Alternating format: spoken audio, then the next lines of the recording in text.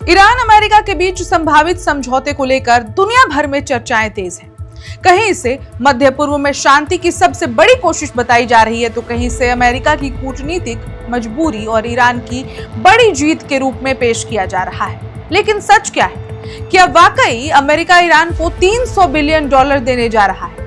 क्या युद्ध क्षतिपूर्ति के नाम पर कोई ऐतिहासिक समझौता होने वाला है? और सबसे बड़ा सवाल, क्या दोनों देश एक ही समझौते की बात कर रहे हैं? नमस्कार, मैं हूं ऋचा पराशर और आप देख रहे हैं वन इंडिया हिंदी।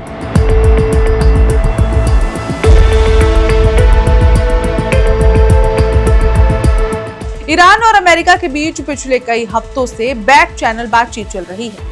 कतर और पाकिस्तान जैसे मध्यस्थ देशों की मदद से दोनों पक्ष एक ऐसे मेमोरेंडम ऑफ अंडरस्टैंडिंग यानी कि MOU के करीब पहुंचे हैं जो फिलहाल बेहद नाजुक युद्ध विराम को अगले 60 दिनों तक बढ़ा सकता है। लेकिन अभी तक इस समझौते पर न तो डोनाल्ड ट्रंप ने हस्ताक्षर किए हैं और न ही ईरान ने इसकी आधिकारिक पुष्टि की है।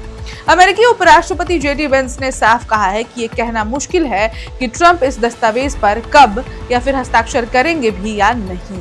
वहीं ईरान की तस्नीम न्यूज एजेंसी का कहना है कि समझौते का अंतिम मसौदा अभी तैयार ही नहीं हुआ है। ईरान ने यह भी स्पष्ट कर दिया है कि किसी भी समझौते को वैध तभी माना जाएगा जब उसकी घोषणा तेहरान करेगा, केवल वॉशिंगटन नहीं।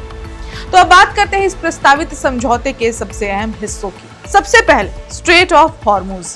दुनिया के लगभग 20% तेल और गैस की सप्लाई इसी समुद्री रास्ते से गुजरती है। प्रस्तावित समझौते के मुताबिक यहां से गुजरने वाले जहाजों पर कोई टोल नहीं लगेगा, कोई बाधा नहीं होगी और ईरान 30 दिनों के भीतर समुद्र में बिछाई गई बारूदी सुरंगों को हटाएगा। बदले में अमेरिका अपनी नौसैनिक नाकेबंदी को खत्म करेगा। लेकिन यही पहली बड़ी समस्या सामने आती है। ईरान मानता है कि नाकेबंदी तुरंत हटेगी, जबकि अमेरिका कहता है कि ये प्रक्रिया चरणबद्ध होगी, यानी कि स्लो प्रोसेस होगी और सुरंगें हटने के बाद ही प्रतिबंध कम किए जाएंगे। दूसरा बड़ा मुद्दा है ईरान का परमाणु कार्यक्रम। समझौते के तहत दोनों पक्ष उच्च स्तर पर संवर्धित यूरेनियम के भविष्य पर बातचीत करेंगे। रिपोर्ट्स के मुताबिक लगभग 970 पाउंड हाई एनरिच्ड यूरेनियम और करीब 10 टन निम्न स्तर के परमाणु पदार्थ को लेकर चर्चा होगी। अमेरिका चाहता है कि ईरान परमाणु हथियार की दिशा में कोई कदम ना बढ़ाए, जबकि ईरान अपने परमाणु अधिकारों को लेकर बेहद संवेदनशील है। तीसरा मुद्दा है प्रतिबंधों में राहत। ईरान का दावा है कि उसके लगभग $24 बिलियन विदेशी बैंकों में फंसे हुए हैं और वो कम से कम $20 बिलियन तक तत्काल पहुंचना चाहता है। लेकिन इस मुद्दे पर अभी भी शुरुआती चर्चा वो भी पूरी नहीं हुई है। तो अब आते हैं उस आंकड़े पर जिसने पूरी दुनिया का ध्यान खींच लिया है, $300 बिलियन। न्यूयॉर्क टाइम्स की एक रिपोर्ट के मुताबिक प्रस्तावित समझौते में ईरान के लिए $300 बिलियन के पुनर्निर्माण और निवेश कार्यक्रम का विचार शामिल है।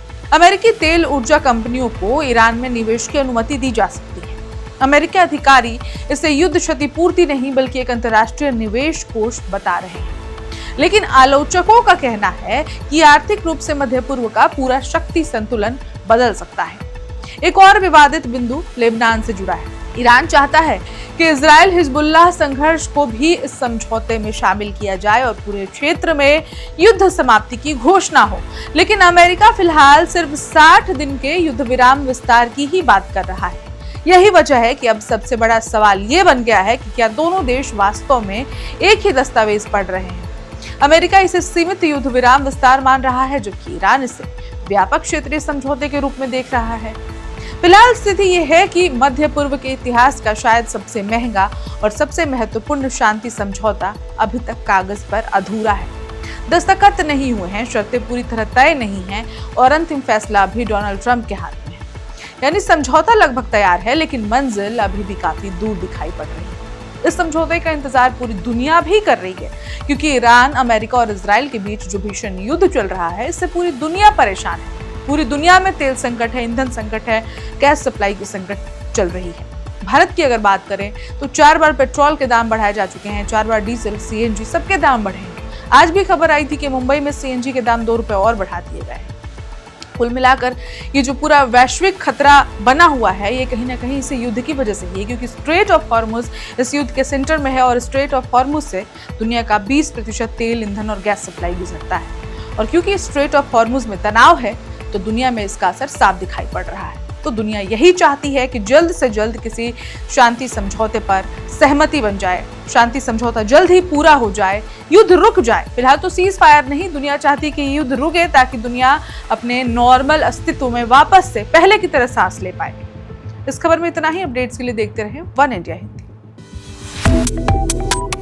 Subscribe to One India and never miss an update. Download the One India app now.